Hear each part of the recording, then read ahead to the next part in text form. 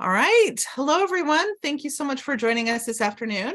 My name is Hannah Crapeau. I'm the Content Marketing Manager here at Certiport, and we're so happy to have you joining us for our 6th Certified Academy Business webinar this afternoon. Now, I know we've already seen some people dropping into the chat, letting us know where they're joining from, so please continue that conversation. We'd love to see everyone connecting with your fellow educators from across the country and across the globe. Now, I know that those who just joined us probably heard we're recording this session, so you'll receive a full link to the recording after our presentation has wrapped this afternoon. That does mean, however, that all of our attendees are currently on mute. So if you have a question that you wanted to address with our panelists today, feel free to drop into either the Q&A or the chat feature, and we'll make sure to address those at the end of our discussion. Now, I wanted to just give a quick highlight to our session sponsor today, which is Certiport's IC3 Digital Literacy Certification Program. Whether your students plan to pursue a career in IT or simply become more effective with technology, IC3 Digital Literacy Certification is a great place to start building digital skills for their future careers. And of course, today we're talking about giving students a strong digital foundation, and we have some incredible experts who are here with us. Our first panelist is Mr. Abner Soto-Henry, who has taught information technology education for nearly 20 years at the Latin American Youth Center Career Academy, specializing in Microsoft certifications, IC3 digital literacy certifications, and CompTIA certifications. In total, Mr. Soto-Henry has more than 24 years of experience in education. Originally from Costa Rica, Abner speaks fluent Spanish, English, and Portuguese, enabling him to connect with the students that he serves. He has received several awards, including being named Certiport's 2021 Educator of the Year. A former professional soccer player, his passion for teaching is only rivaled by his love of the game. And our second panelist is Miss Brandy Sevin from Raceland, Louisiana. She's been an educator for 24 years and is currently an office systems instructor and program coordinator for office systems and medical coding at Fletcher Technical Community College in Shreveport, Louisiana. And she's a professional virtual instructor of English and business for Imagine Learning Edgenuity. She has a master's degree in educational technology and administrative leadership, and a bachelor's degree in business education with minors in English and library science. While working for Imagine Learning, she has become certified to teach grades 6 through 12 in the states of Georgia, Ohio, Pennsylvania, and Texas. During her years in education, she has incorporated Certiport certifications, from becoming IC3 certified to becoming Microsoft Office Specialist certified, and now Microsoft Certified Educator in the past year. We're so grateful to have both of you here with us. So thank you so much, Brandy and Abner, for being here. And I've given just a little snippet of who you are, so I wanted to give you both a chance to introduce yourself. So Brandy, we'll go ahead and start with you if you just want to introduce yourself and tell us a little bit about the students that you work with. Hi, I'm Brandy Sevin. I'm from Raceland, Louisiana, but I'm the business department head at Fletcher Technical Community College in Shreveport, Louisiana. And so we teach students right out of high school and all the way up to 50, 60-year-olds. So we have a huge amount of different age groups of students. And I teach office systems here at Fletcher, and that includes the Microsoft Office suite and all the applications. I also teach keyboarding, and I saw we have a person here who teaches the same stuff as me. I saw when in the chat, she teaches the same things as me. And I also teach computer literacy, where I incorporate the IC3. Perfect. Thank you so much, Brandy. Abner, we'll go to you. Let's get a quick introduction into who you are and the students that you work with. Hi, good afternoon. My name is Abner Soto from Washington, D.C., and I work at the LAYC Career Academy. We are a school in between, for students in between 16 and 24, and we are kind of a bridge in between high school and college. And in my program, we basically have an umbrella of 20 certifications, and the main certifications are IC3, MOS, and many more. Awesome. Well, we're so grateful to have both of you here. I wanted to take it back just to give kind of an introduction into our topic and to get your thoughts, since we're talking about foundational digital literacy skills. And I know for a lot of educators, this seems very basic, right? So I wanted to ask the question and get you guys to defend. Why is it important to explicitly teach students digital basics when we often think this is something that our students already know. So Abner, will come to you first. Why do we start with the digital basics? Okay, friends, I think it is very important to teach digital computers technology because offers tremendous benefits to all of us. And digital technology have advanced more rapidly than any innovation in our history. So today, for example, teaching digital tech will provide us with an umbrella that allows everybody to connect and collaborate and enhance productivity.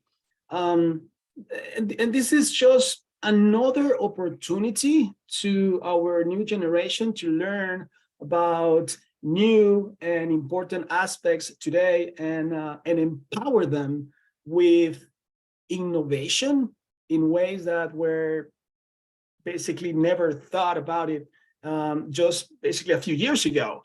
I always share with my students my experiences for the past 40 years. And it's crazy because happily, I basically went through the entire process for technology, for example, starting with DOS. And right now we are also exiting Windows 10, 11, 12. I mean, it's crazy. So we live in a world where knowledge is dynamic and constantly evolving.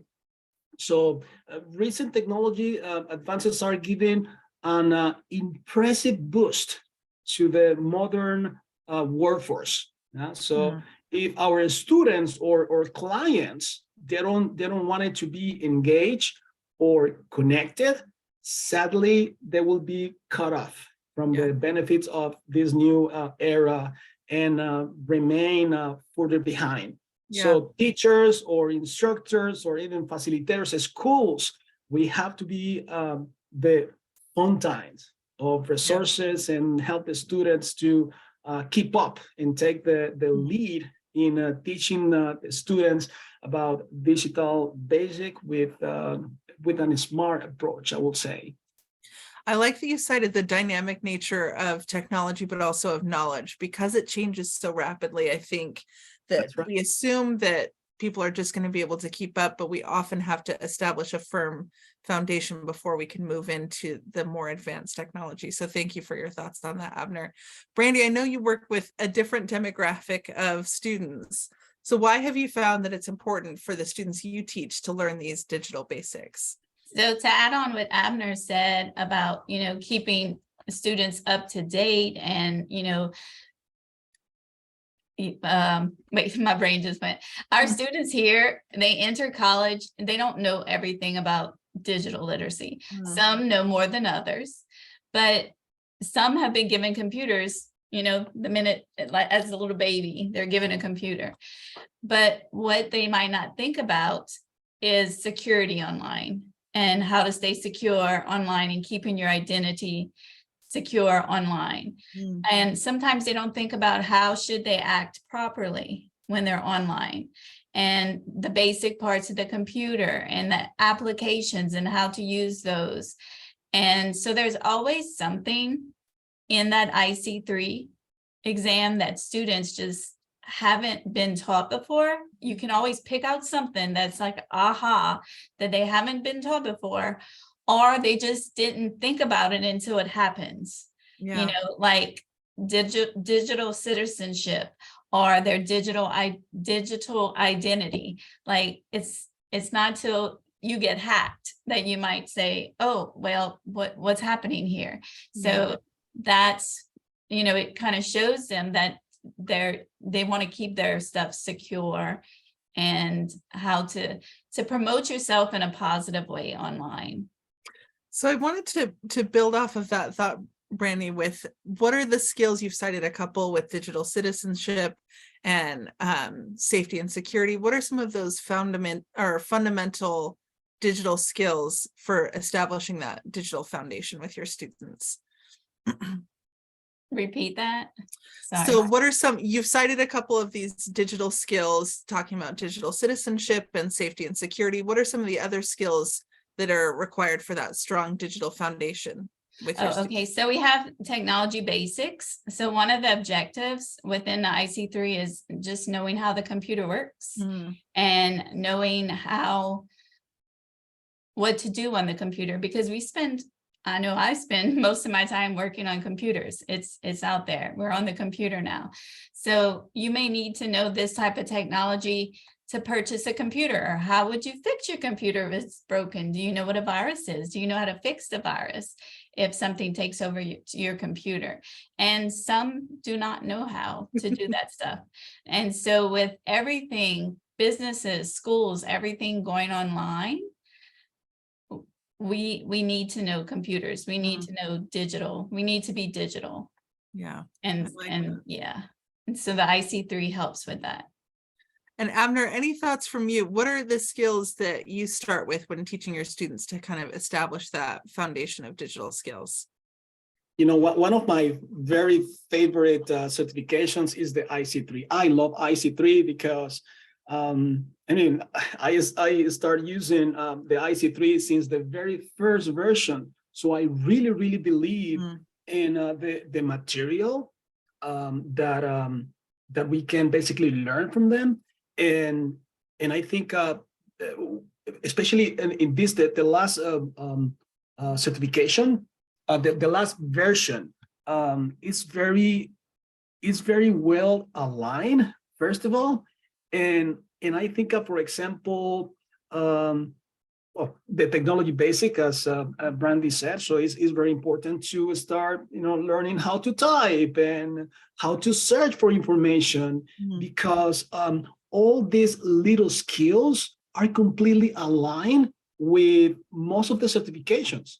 And something that I really like about the IC3 and the other certifications is that, for example, in my lesson plan, I basically match all these little things that for sure is going to help them in the future. So technology basic, for example, the safety and security. A lot of people, they just receive an email and it's like, oh, somebody sent me a nice picture. Let me click it. And it's like, no. That maybe can be a virus. So the safety and security, and also I really like the part of information management, because involves Word, Excel, PowerPoint, Access, and this basically this topic is also related with the Microsoft. So I think it's an excellent way to start the journey and get as many certifications as you can, because it's kind of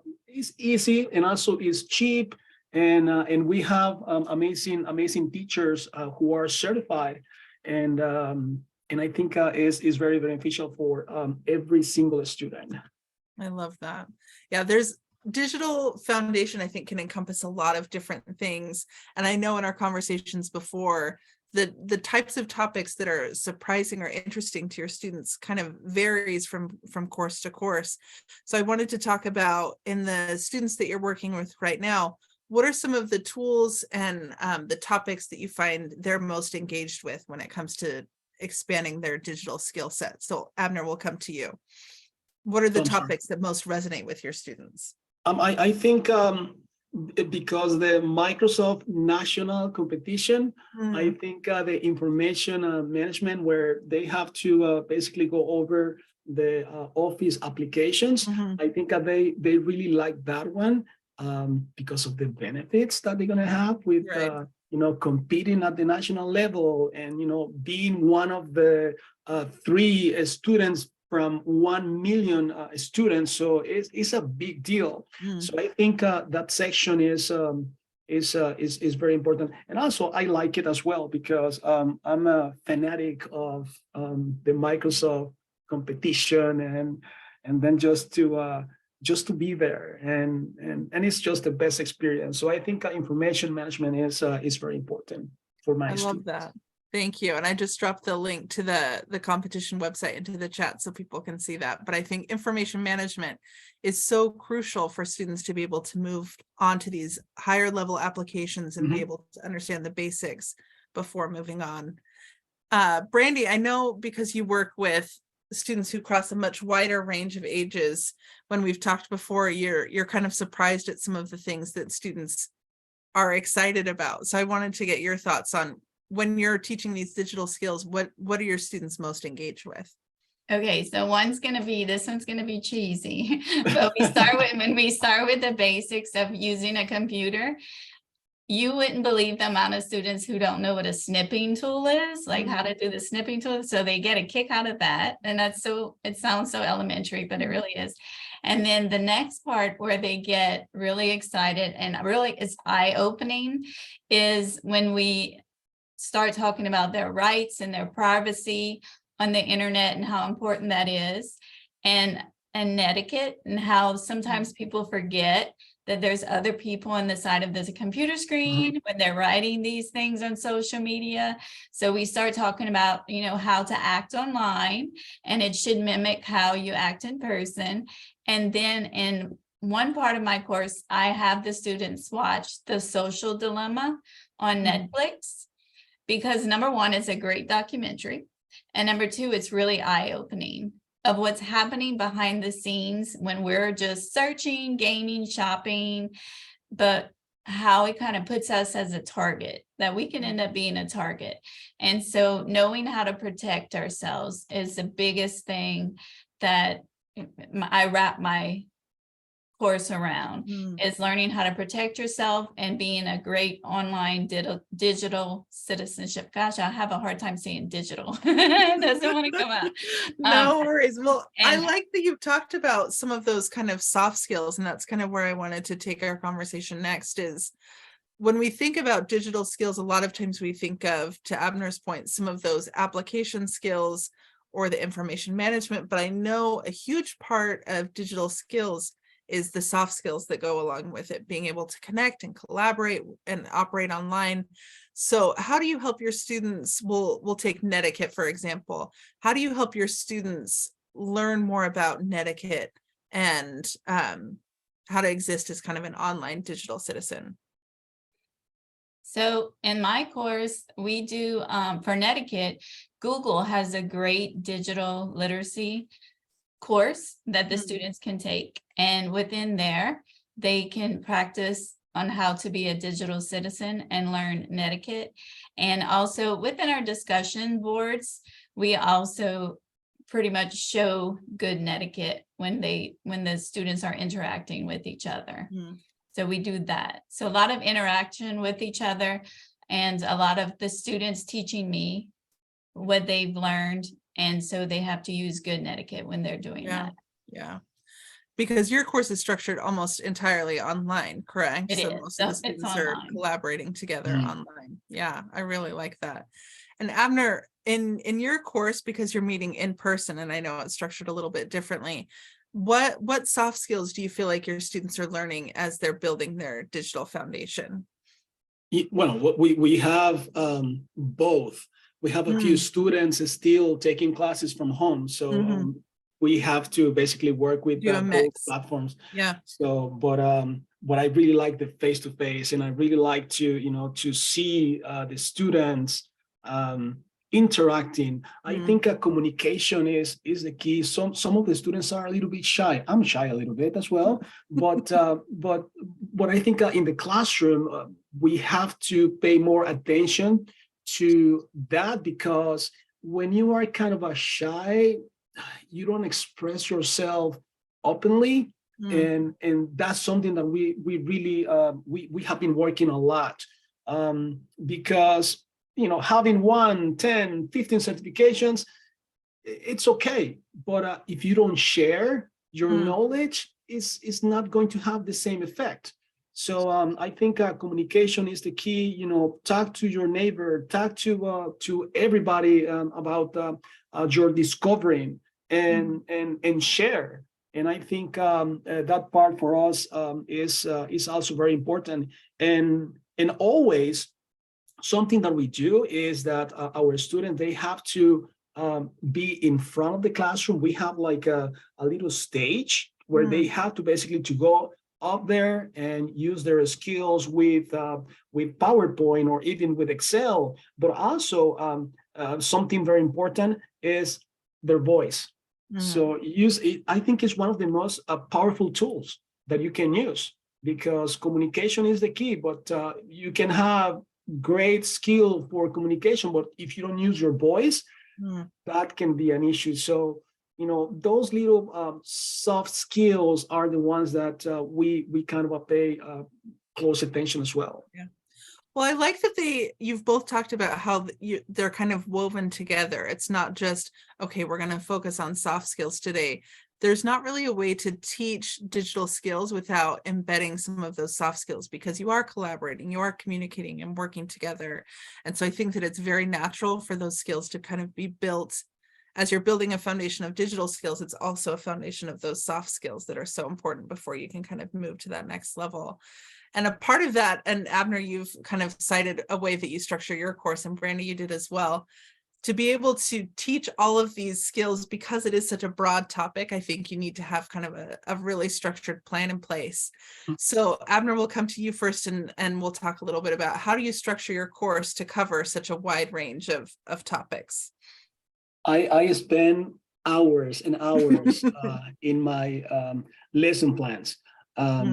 I love to basically go over and have details about every single thing, because in my case, I have 15 different certifications in the same class. And I have students starting, others in the middle, others almost exiting the program.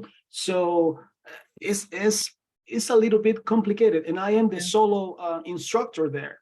So I think the lesson plan that I have is perfect, because include every single student. Doesn't matter if they are new or if they are an expert student. So lesson plan. So I spend plenty of time with that. Another thing that we start implementing is orientations. So a lot of the students, they think, oh, it's IT, and I just gonna turn the computer on and start playing games. No. So let's talk first. This is what's going to happen. So see this 5 books. The 5 books, basically, you have to read all of them, because reading is important. There is no secrets. You have to read.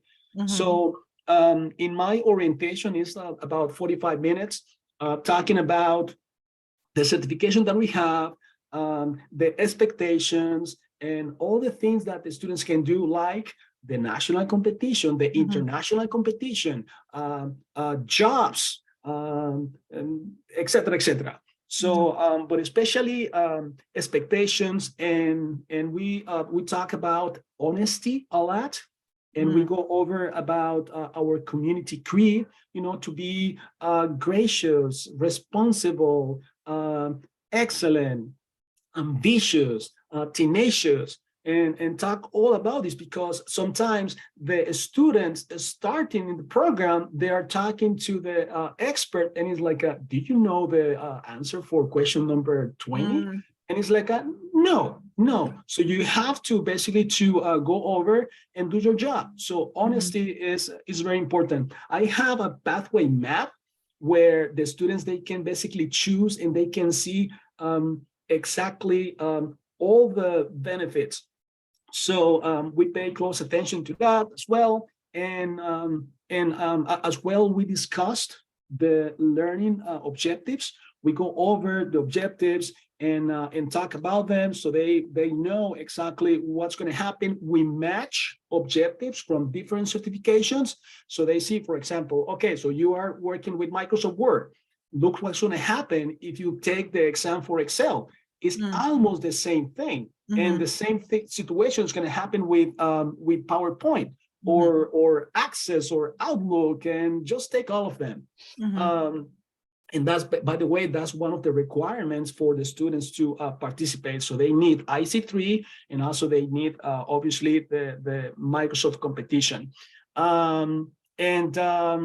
And also we work with the students by help the students talk and to teach other students. Mhm.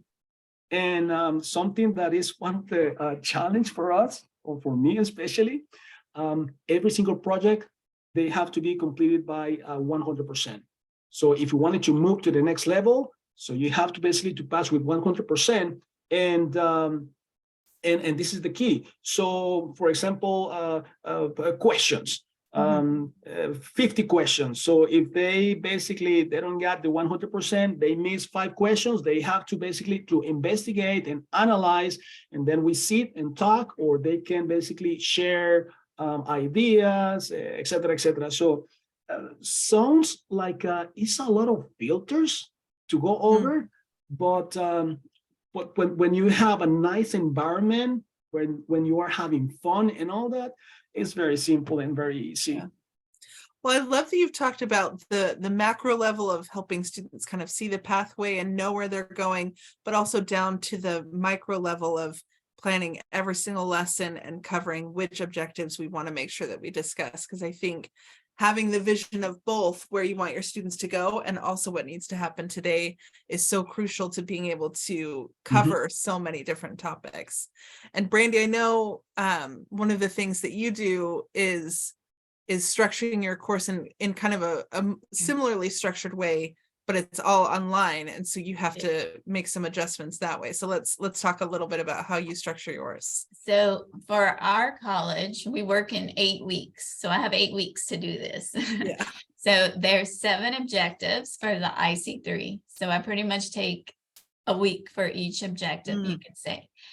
And what I did was I built a free open educational resource. It's in the Canvas Commons, if anybody wants to see it. And I've used free resources online. I've used resources like GFC Global, North Star Digital Literacy to cover these objectives. So I teach a little bit, tell them, show them the different objectives with videos and, readings. And then I have the students come back and teach me. And when they leave my course, they leave with a digital literacy portfolio. And we use Wakelet to complete that portfolio, and they have something that they can leave with that shows everything they've learned throughout the course. To create their portfolio, they have to use free online tools. So I give them options of different sites they can use. Jamboard, Canva. I love all apps. I'm just an app hoarder. So they can choose from these different apps that they want to use to teach me what they've learned. And they put these together and they create this portfolio, and they turn in an assignment for an objective each week. And then they leave with that portfolio. And this is the most gratifying course that I teach, because I get some older students who are just scared. They're scared they're going to break the computer. They're scared to touch anything. And I could take them from being scared to passing a certification in the end. And so it's so gratifying for me, because I see how excited they get when they can pass. This is something they could pass. And to me, it's a stepping stone to all the other exams. And so you're giving them that confidence. Like, look what I learned. I didn't know anything about computers when I came into your class, and now I'm leaving with this certification. And so it's so gratifying as an instructor for students to leave with that it definitely is one of my favorite courses. So they're learning, they're building stuff, they're using free resources, and they're showing me what they know, and then they're leaving with a certification, all in 8 weeks. I love that. It's amazing. Yeah, well, and you need to be able to lean on some of these different resources to be able to teach different aspects of digital literacy, because to the point that we've been making throughout this session, it's such a broad range of topics. So there's not going to necessarily be one resource that covers everything that you need. And so I love the idea of being able to plug in a lot of these different platforms, different applications to be able to teach a key piece of digital skills. And I know we've had a couple people asking, can you share the link? So what I've done, Brandy, and I hope this is okay, is I just Sure. shared the link to our podcast episode, Sure. and that has all of the resources that you've mentioned here. I wanted to kind of close out with an overarching question that I think is really helpful about if we have educators who maybe aren't teaching a digital literacy class, but want to make sure their students have these skills. What advice would you share with them? So Brandy, we'll come to you first. For educators who are listening, what advice would you share about teaching digital basics?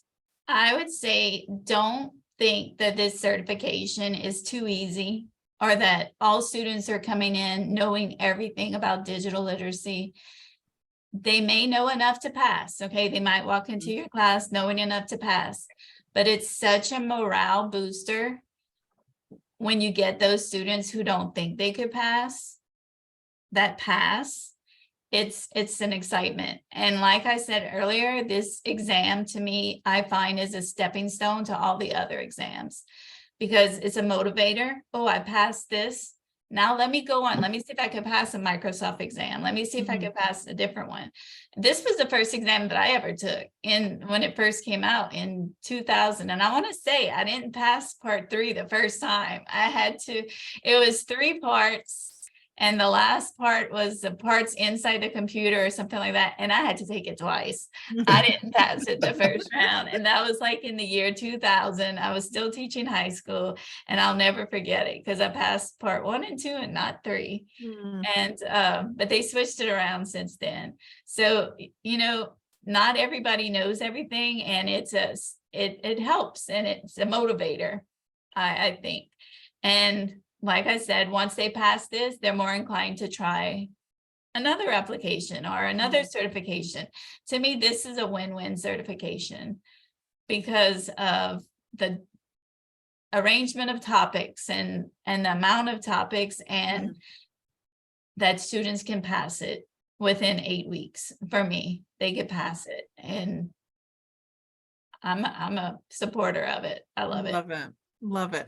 Well, I also like the idea of knowing that everyone's kind of on the same footing before you move into more advanced topics, because I think it's easy to say, oh, everyone knows this, especially for the younger students. They've grown up with computers, so we don't really need to be worried that they don't understand computers, but they're not using it recreationally the same way that they would professionally. So making sure everyone's on the same footing before you kind of move on is so important. So I love that you touched on that. I agree, because I see things with my son, they were born with the computer in their hands, but they still can't do some of the things that I could do as being a person, Abner, who started with the typewriter. We had in high school.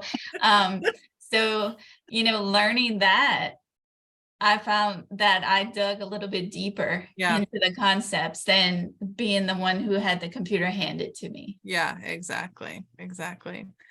Abner, any thoughts from you, advice you would share for our educators who want to start teaching these digital basic skills? I heard something from Brandy about apologizing, and sometimes we kill the program just right there at the beginning.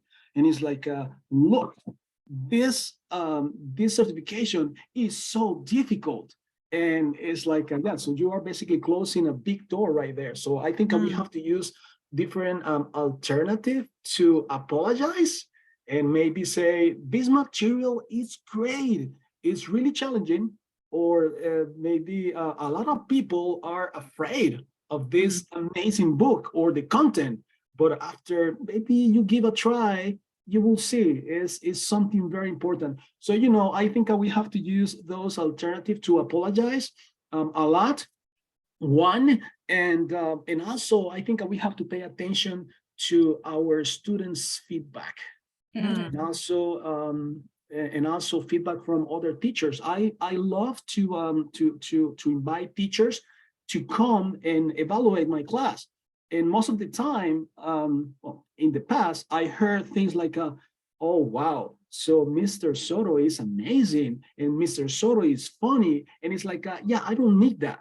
So I really need a real feedback. And it's like, you know what? So you are doing A, B, and C wrong. So maybe you can change that. So real feedbacks are very important, honest feedback. So if you have other teachers who can do that, that can be great. And also to have a good communication with parents. I think if we have that, excellent communication with them, so you can basically evaluate and you can analyze if you can change something, because you never know what's going on outside the school. So I would say before teaching classes like that, what else? I will say pay attention to the learners or the students' knowledge and skills, their attitudes, their beliefs, and basically try to shift into a learner-centered environment, I would say, to encourage the students to ask for questions.